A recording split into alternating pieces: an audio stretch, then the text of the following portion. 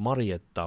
Texas was the kind of place where the diner coffee tasted like gossip, and the church bells timed the day better than any wristwatch. Pastor Elijah Carter fit that clockwork. He was the thunder on Sundays, broad-shouldered, sweet-pressed, voice like a brass bell, and the quiet nod on weekday mornings, Bible tucked under one arm as he crossed the square. Folks said he preached with conviction.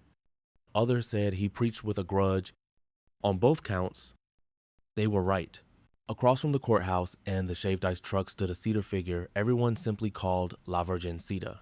She wasn't grand, no marble, no gold, just Guadalupe carved from weathered wood, mantle flowing, eyes cast down with a softness that made people breathe easier when they passed. The Mexican-American families who'd settled here generations ago had placed her there, and through elections, hurricanes that only threatened, and funerals that didn't, she had stayed. Elijah had always kept his distance. Statues don't speak. Rosary don't save. Mary does not mediate, he'd declare from the pine plank pulpit, chopping the air with a calloused hand, while his other gripped a cracked leather Bible. His flock, mostly Baptist, mostly stubborn, would nod. Some nodded because they agreed. Some nodded because nodding was safer than nuance. From the back pew, his wife, Lisa. I would fold the worship guide in perfect squares and watch him like a woman clocking a storm crawling over the horizon. Their daughter, Abigail 8, gap-toothed, a crayon tucked behind her ear, more often than not would squeeze his hand when they walked past the statue on Saturdays. She looks kind, she'd whisper. Elijah never answered. He didn't have a kind word for carved cedar. Something started gnawing at him that summer. Not a thought, a throb, a hot, tight pressure that flared each time he saw candles bloom beneath that wooden mantle, or heard whispered Spanish in the evening breeze. His sermon sharpened, less about grace, more about battle. He called it a spiritual war, truth versus idolatry, souls versus superstition, delivered like a man daring anyone to disagree. No one did. In Marietta, disagreement wore its hat low and spoke in the parking lot. On a Sunday that felt poured out of honey, kids flying kites, a vendor from El Paso charring corn and lime and chili, teenagers trying to look bored and failing, Elijah left the church before the last hymn. Need time with the Lord, he told Lisa. His voice had a tremor to it she'd never heard. A wire pulled too tight. She didn't press. She had learned what pressing did to wire. He crossed the square with a canvas bag slung over his shoulder, eyes fixed on the pedestal like a man headed for the gallows, or a man building one. People called out, "Afternoon, Pastor." He didn't slow. The vendor lifted his chin, grinning. "What you doing up there?" "Preacher?" Elijah's boot hit the low stone base. He set the bag down, unzipped it, and the sun flashed off steel. The first blow sounded like a gunshot swallowed by sky. Cedar split. Conversation snapped in half. Ice cream hit pavement. A child's scream cut the air in two. Elijah pulled the hammer back again, wrist locked, face flushed with something that looked like righteousness and felt like fury. This crack is not holy. Crack. This crack is not God. Only Jesus saves. Splinters leapt from the hem of her robe. Another strike and a petal of her mantle flew, spinning like a torn halo before it skittered to a stop. A woman mid-40s, hands sugared from a funnel cake, eyes already bright with tears ran forward. "Please, my abuela put flowers here the day she married." Elijah didn't stop. "Tear them down," he roared, and the next blow unseated the head. It fell with a dull thud, rolled, and came to rest against the sneaker of a boy who suddenly looked much younger than his 10 years. He didn't pick it up. He didn't breathe. No one tackled the pastor. No one dialed the sheriff. This was Marietta. Outrage took his hat off, sat down, and turned into silence. Dogs went kit. The shaved ice machine whirred on as if it hadn't just witnessed desecration. Elijah let the hammer slip from his fingers. It clanged against stone, an ugly, ringing punctuation. He scanned the faces as if expecting relief to wash over them. You did it. Pastor, you freed us. But the faces were stone and salt. A teenage girl held her grandmother as the old woman's knees folded. A young father put a palm over his child's eyes, a second too late. An elderly man kissed a tiny crucifix. Lips moving in a prayer Elijah couldn't hear and wouldn't have understood. The quietest voice came from a woman swaying a baby against her shoulder. You didn't break wood, she said. You broke our hope. It landed softer than the hammer, and it went deeper. Elijah stepped down. The fragments lay like bones after a storm, cedar dust floating in the warm light. He waited habit more than hope for the familiar next thing. A handshake. A bless you, Pastor. The gravity of leadership returning to its orbit. Nothing came. People gathered their children, their cones, their words, and left him standing with a bag, a Bible, and pieces. By Monday, the punishment had a shape. It wasn't a headline or a protest. It was absence. Mary at the diner didn't pour his coffee. She nodded toward the door. At the grocery, a mother steered her cart around him with the care you give a spill. The bakery pulled down the chalkboard that read Pastor's Peach Turnovers and wiped the flowery smile from the display case.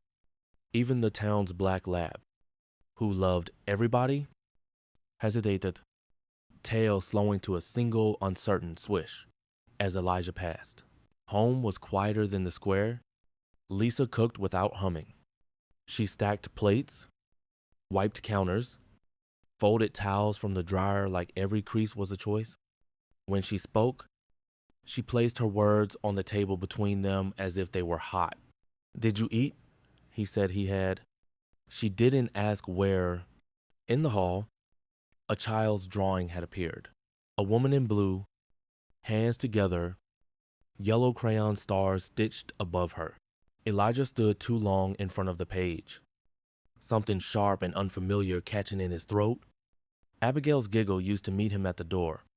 Lately, the house met him with a cough behind a closed door. Sunday came like it always did, and he dressed like he always had tie straight, hair slicked, chin set. He turned on the sanctuary lights. The bulbs hummed to themselves.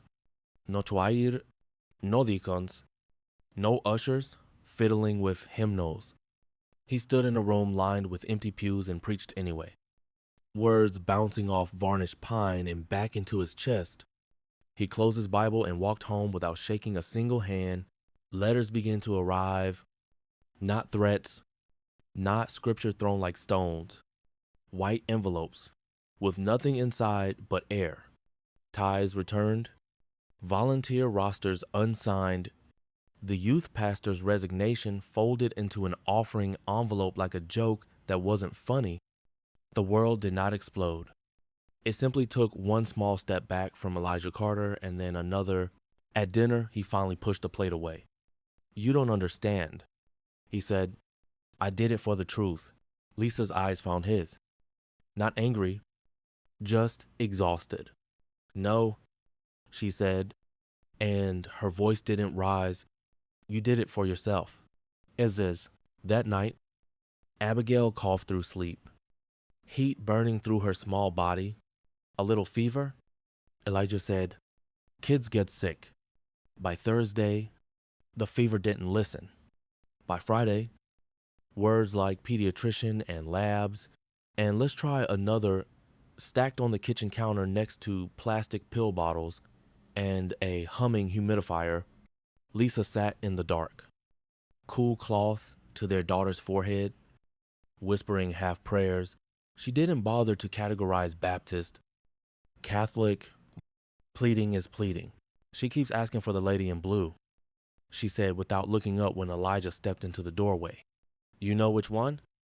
Oh, the house was full of the wrong kind of silence. the kind that waits to be broken by a cry. Elijah sat on the couch, Bible in his lap like a weight, somewhere near dawn, while the humidifier hissed and the town slept and the empty pedestal across the square stood like a wound. He closed his eyes. He opened them in a place that wasn't his living room. Ash-colored sky, a dead field that crackled underfoot, trees like ribs. He called Abigail's name and the sound came back hollow. Then, through a light that pulsed more like breath than glow, a figure, a robe, the color of rose, a mantle blue as twilight stitched with faint stars, bare feet that made the earth seem softer where they stepped. Familiar, human, impossible. Her eyes held him in a gaze he recognized from the drawing taped in his hall, impossibly gentle and impossibly firm. She didn't speak at first.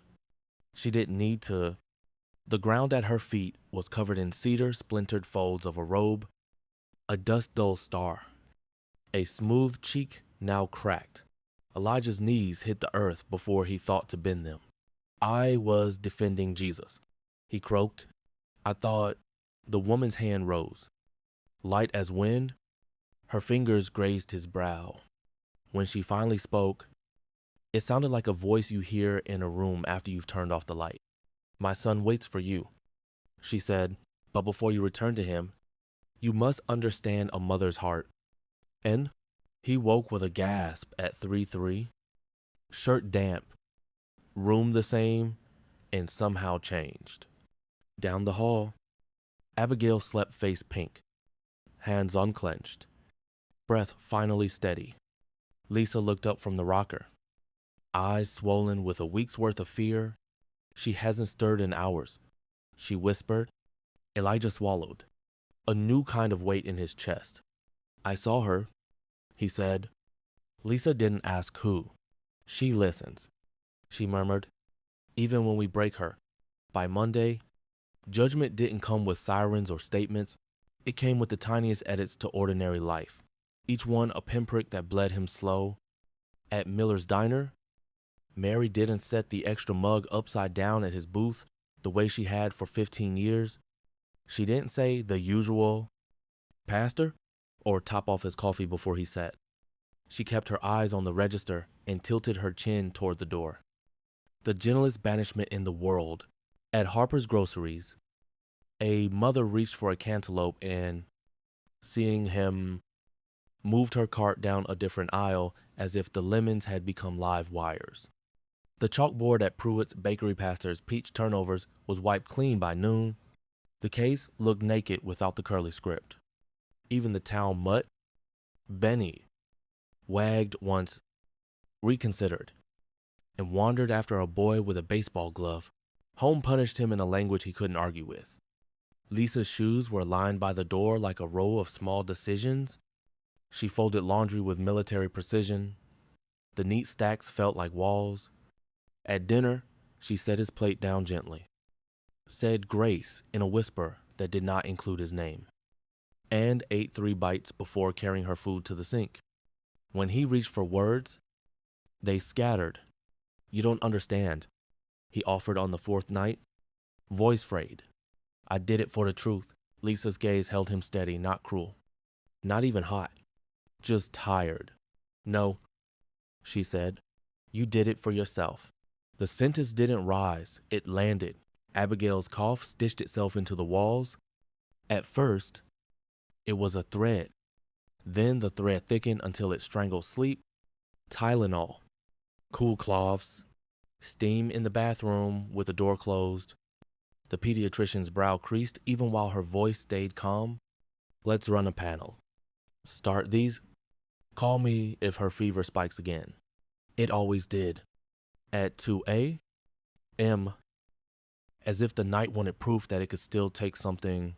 By Friday, Abigail's skin had a waxy sheen, and her small hands opened and closed, searching for something held in dreams.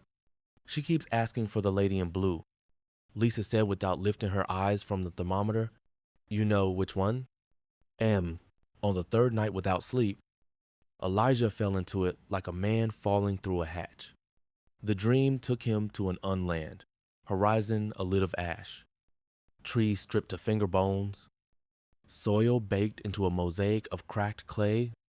He called for Abigail, and the sound returned to him, thinner, like a piece of paper he could see through. He began to run and then stopped. A glow pulsed through the gray, faint as a heartbeat heard through a wall. She stepped from it with the unstartling familiarity of someone he had always known. Rose Road. Mantled the blue of late evenings stitched with small, unshowy stars, bare feet, eyes that didn't accuse but didn't look away. At her feet lay the debris he'd authored, cedar stars dulled by dust, a fragment of cheek, a fold of robe with a nail hole shining clean where his hammer had kissed it. He collapsed at once.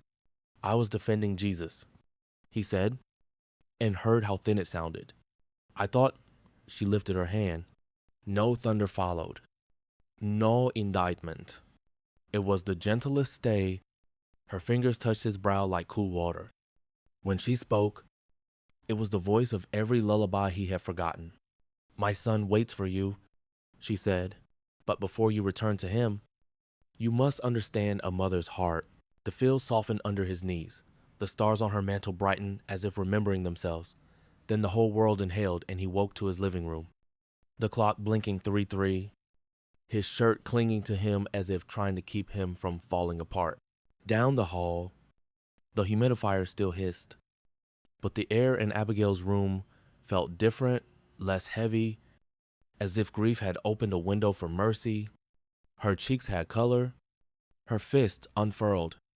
Lisa watched him from the rocker, a question and a prayer fossilized together in her eyes. She hasn't stirred in hours, she whispered. He swallowed. I saw her. Lisa didn't say who. She let relief and reverence meet in the same breath. She listens, she said, even when we break her.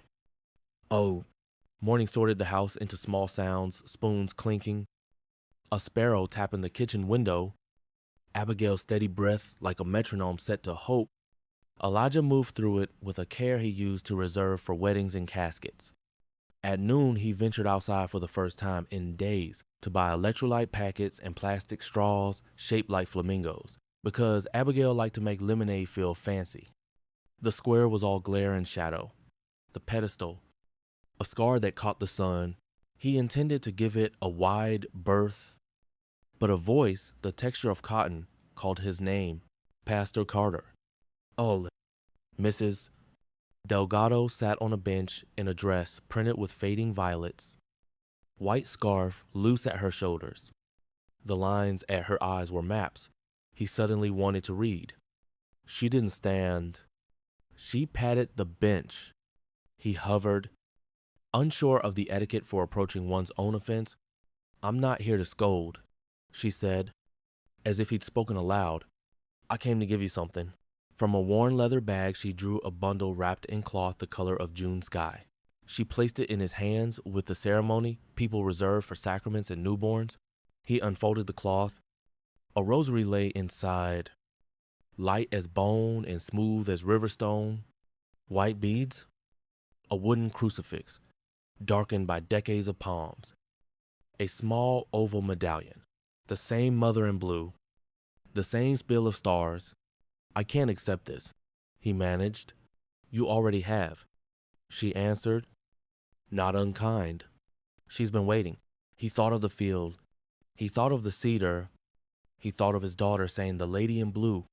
You saw what I did, he said, shame arriving late and thorough. We all did. Mrs. Delgado said, but she saw more. The beads warmed in his palm as if remembering skin. Even if you cannot pray it, she added, rising. Hold it. It isn't about perfect words. It is about trust. She touched his sleeve like you touch someone who's waking from anesthesia, and left him there with a string of mysteries and a sack of neon straws. That night he did not stage a conversion. He did not kneel under a bath of light or invent a speech to impress a God he tried to impress for 30 years. He sat in the dark beside Abigail's bed and let the beads pass through his fingers. one small surrender at a time.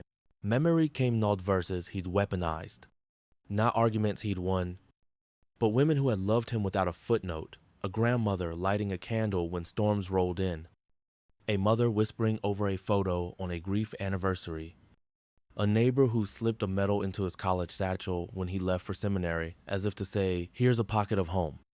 He had called it superstition then. He felt the heat of that word now and watched it cool. Near midnight, Abigail stirred. Lisa leaned in, hand hovering as if touch might scare healing away. The girl's lashes fluttered. What is it? Baby? Lisa breathed. Abigail smiled the small, certain smile of a new morning. The lady in blue, she said clearly. She told me Daddy's not alone anymore. Elijah's throat closed. Not with fear this time, but with a wave that had no name and needed none. He bent until his forehead touched the back of his daughter's hand. The rosary lay between them like a bridge. The square still watched him the next day, the glances less hot than unsure, like townspeople relearning the face of a man they thought they knew. He put on a clean shirt. Lisa tucked daisies and lilies into brown paper and handed him the bundle without a speech. Are you going to see her today? Abigail asked. Voice velveted by sleep and mended by rest. He nodded. He didn't pretend not to know who her was. The walk felt like penance and pilgrimage. People's conversations softened as he passed, not to judge him, but to give the moment room. At the base of the pedestal, he knelt.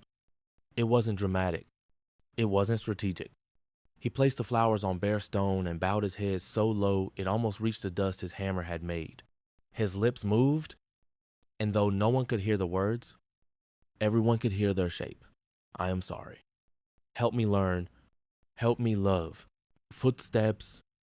Cloth brushed stone. Mrs. Delgado knelt beside him, fingers already poised over invisible beads. Then one of his church ladies, or the one who always sang the alto line, he missed when the sanctuary went silent. Then a teenager who had posted a shaky video of the destruction and slept badly ever since. They came without slogans. They came without smugness. They came with presence. The statue was gone. Something had returned. That night, the house held a new species of quiet, the afterstorm quiet. When the windows stop rattling and the dog uncurls and the air tastes washed, at 2:17 a.m., Abigail opened her eyes. The fever nowhere in them. The lady in blue said I could wake up now, she announced softly, as if reporting weather. Lisa's breath broke and reassembled as laughter. Elijah couldn't speak. He didn't need to. In the lamplight, he kissed his daughter's forehead and let the beads coil around his wrist like a promise he would have to keep every day. The pedestal in the square stood like a scar. Some said it should remain bare better to let the wound remind than to pretend nothing had happened. Others left flowers on the steps, quiet offerings to a mother whose absence still felt like presence. Elijah walked past it each day, the rosary curled in his pocket, his daughter's laughter echoing in his ears like proof of grace.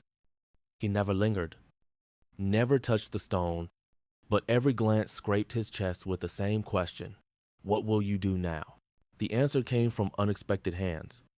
Sister Teresa from the convent arrived one morning with a box wrapped in linen.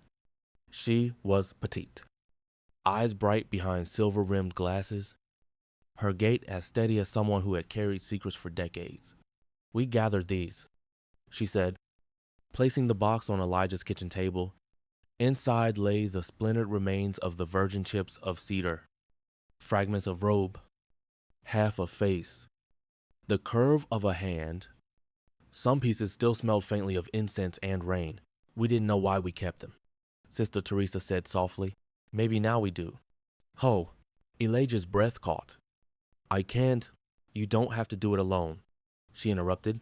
Her voice was gentle but final, the way the sky insists on dawn, whether you're ready or not. And he didn't do it alone.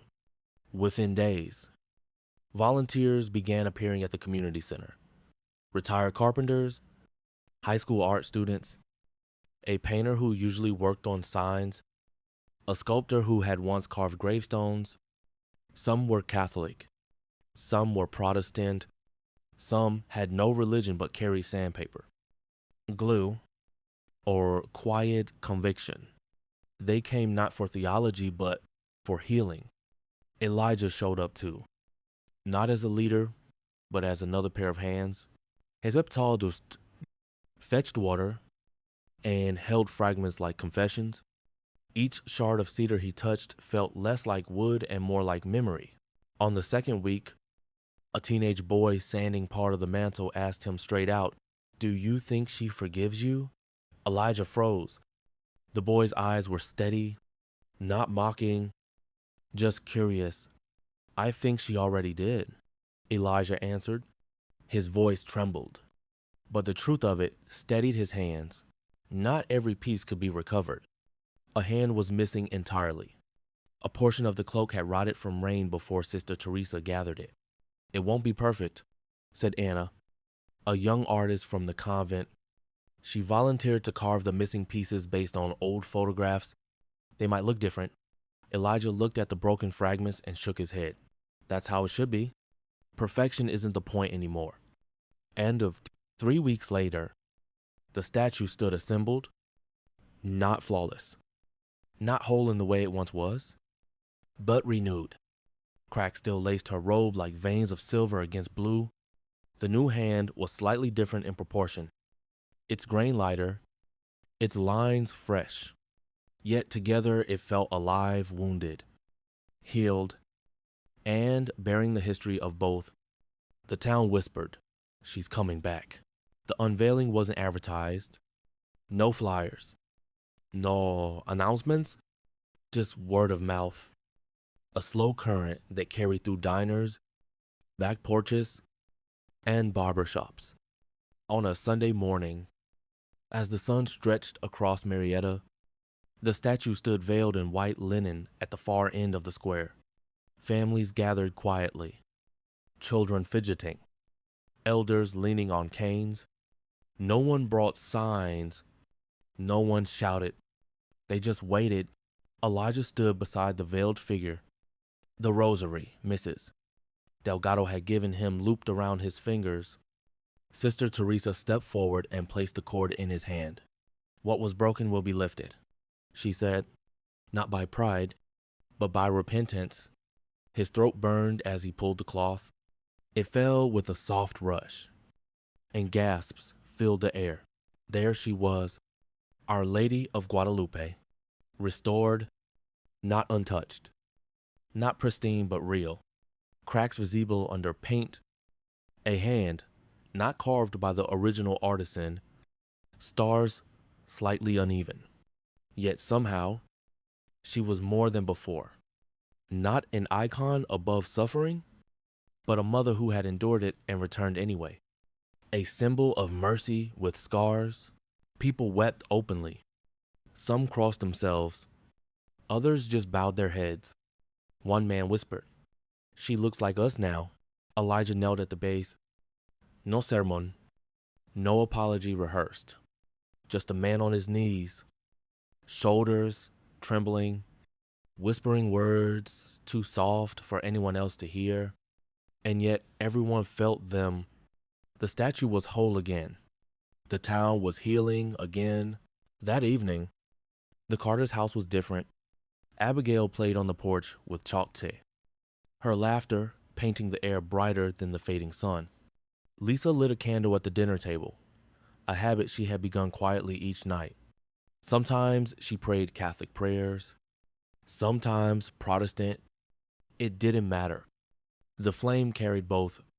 Elijah sat in silence, rosary on his wrist, the image of the restored statue pressed into his memory like a new heartbeat. For the first time in weeks, the silence at home wasn't heavy. It was peace. But inside him, a question grew. What now? He had destroyed. He had rebuilt. He had asked forgiveness. But was that enough? Or was this just the beginning of something larger? Something beyond his own redemption? The weeks after the unveiling passed quietly. But the quiet wasn't the silence of exile anymore. It was gentler. The way a house feels after rain windows open, curtains lifting with clean wind. Marietta hadn't forgotten. The cracks on the Virgin's robe were too visible for that. But forgetting wasn't the point. Healing was. Elijah returned to his pulpit. The sanctuary filled again, slowly at first, with hesitant steps, but something had changed in him and his congregation knew it before he opened his mouth. His sermons weren't firestorms anymore. No pounding fists on pulpits. No booming condemnations. Instead, he spoke with pauses, sometimes even with tears. He didn't thunder about idols. He spoke about mercy.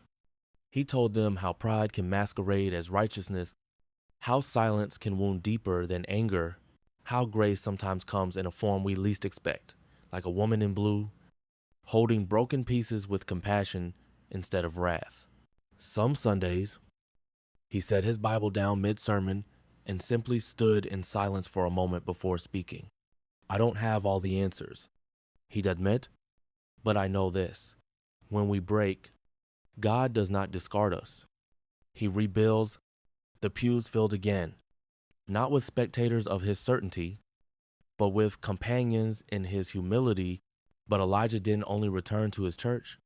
One evening, when the bells at the Catholic parish chimed, he walked through the red doors at the back and sat in the last pew. He didn't announce himself. He didn't apologize to the priest. He just sat with the Rosary misses. Delgado had given him. No one stared. No one whispered. The parishioners let him be a man kneeling where once he would have scorned to kneel, now silent in a place of shared reverence.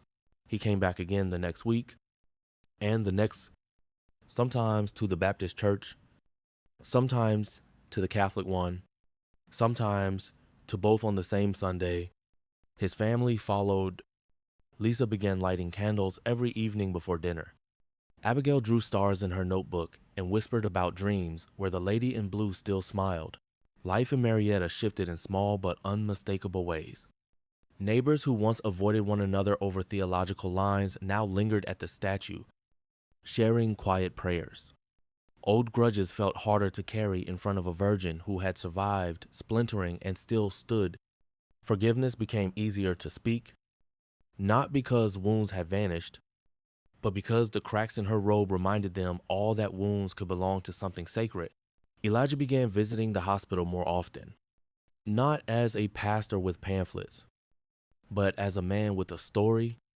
He'd sit beside patients in wheelchairs, hold their hands, and say softly, I thought I was defending truth, but I was really building walls, and when my daughter lay dying, truth didn't save me. Mercy did. In the prison ministry, he didn't quote scripture like a sword. Instead, he told the men, you can be shattered and still stand again. I've seen it. I've lived it. And the prisoners, many of whom had given up believing in second chances, listened differently to a man with cracks of his own. Months later, at a community gathering that brought together Catholics, Baptists, Methodists, and even those who claimed no church at all, someone asked Elijah bluntly, so what do you believe now? He smiled, fingers tightening around the rosary. I believe God speaks through mercy. And sometimes, he said, glancing toward the restored statue in the square, mercy wears blue. And the Virgin remained imperfect. The cracks never faded. The lines of repair were visible from every angle. And yet, that was what made her beautiful. Tourists who passed through Marietta stopped to take photos, not because the statue was flawless, but because it bore its scars openly. Children left flowers at her feet. Old men prayed under her shadow. Mothers lifted their infants to touch her robe. And Elijah, often walking with Abigail's small hand in his, would kneel at the base, not as a pastor, not as a man proving a point, but simply as a son learning what a mother's heart means. One evening, after speaking at a shelter, A young man approached him nervously. "You're the pastor who destroyed that statue, right?" The words were blunt, almost accusatory. Elijah didn't flinch. He smiled softly. "No," he said, "I'm the man she helped rebuild." And that answer spread quietly across Marietta, more powerful than any sermon he had ever preached. At home, life softened. Abigail sometimes woke smiling, whispering. She visited again. "Daddy," she said, "you're not alone anymore." Lisa lit her candle each night with steadier hands. Elijah no longer feared the silence in his house. It wasn't empty. It was full of memory, of mercy, of something unshakable and unseen. The town square never replaced the statue with a flawless one. They didn't sand away the cracks or repaint the scars. They left them as they were, reminders that even the sacred can be broken and still be beautiful. On cat afternoons, Elijah sat on the bench beside Mrs. Delgado, both of them looking toward the lady in blue. Sometimes they spoke, sometimes they didn't. Words weren't always needed. The crack said enough. And if you find yourself in Marietta, Texas, on a Sunday morning, you might see a Baptist pastor slip quietly into a Catholic pew, rosary in hand, lips moving, not with thunder, but with gratitude. Not a man who destroyed a statue, a man rebuilt by mercy, still learning, still kneeling, still being made whole. Because sometimes the loudest sermon isn't shouted from a pulpit, it's whispered by a mother in blue through cracks that shine brighter than gold